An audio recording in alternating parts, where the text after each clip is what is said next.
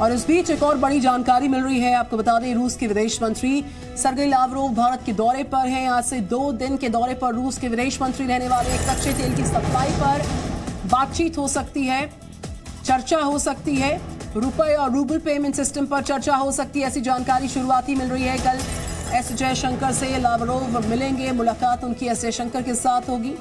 2 दिवसीय दौरा रूस के विदेश मंत्री सर्गेई लावरोव भारत के दौरे पर है।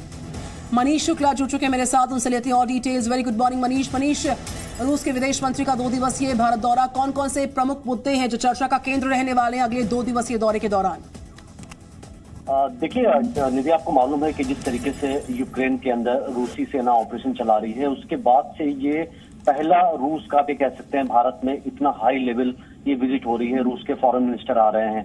दूसरी बड़ी बात है कि जो सिचुएशन इस वक्त है, दुनिया ये कह रही है, जो जानकार ये कह रहे हैं कि भारत के अमेरिका और जो यूरोपियन देश हैं उनके साथ बहुत अच्छे संबंध है, रूस के साथ भी बहुत अच्छे संबंध है। तो भारत ऐसे दौर में यूक्रेन क्राइसिस का समाधान निकालने में एक बड़ा रोल निभा सकता है, क्योंकि दोनों जो दुनिया के जो दो पोल हैं, दोनों भारत की बात बहुत गंभीरता से ले रहे हैं। तो ये जरूर कहा जा रहा है कि भारत इस मामले में जरूर बात करेगा रूस के विदेश मंत्री से और ये कहेगा कि पीसफुल तरीके से पूरे समाधान निकाला जाए।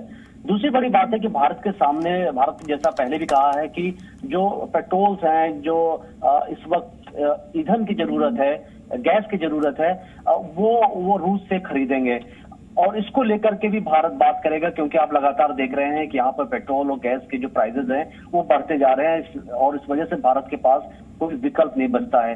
तीसरी बड़ी बात यह है कि अगर आप देखें तो कई जो डिफेंस से जुड़े भी कई जो डील हैं वो रूस के साथ होने हैं और कई ऐसे पार्ट्स हैं डिफेंस से जुड़े जो जिनके आप ये कह सकते हैं कि उससे जुड़ी हुई खरीदारी भी करनी है। S-400 की भी रूस ने डिलीवरी करनी शुरू कर दी है ऑलरेडी।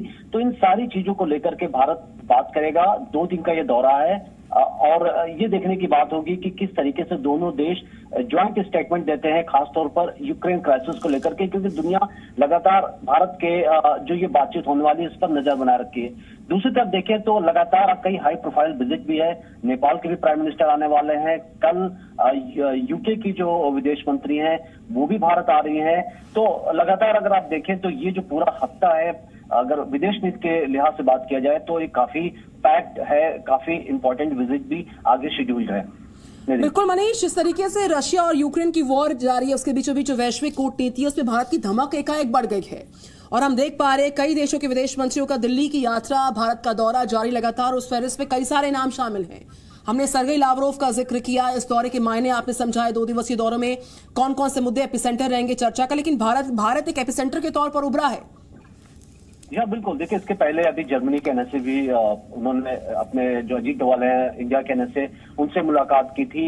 और दुनिया अगर आप देखें तो लगातार यूरोप के जो देश हैं या अमेरिका है वो हमेशा ये बात कह रहे हैं कि भारत ऐसा देश है जो direct prime minister Modi Putin से बात कर सकते हैं, बाइडेन से बात कर सकते हैं और कोई नहीं चाहता कि लड़ाई वहां एस्केलेट हो।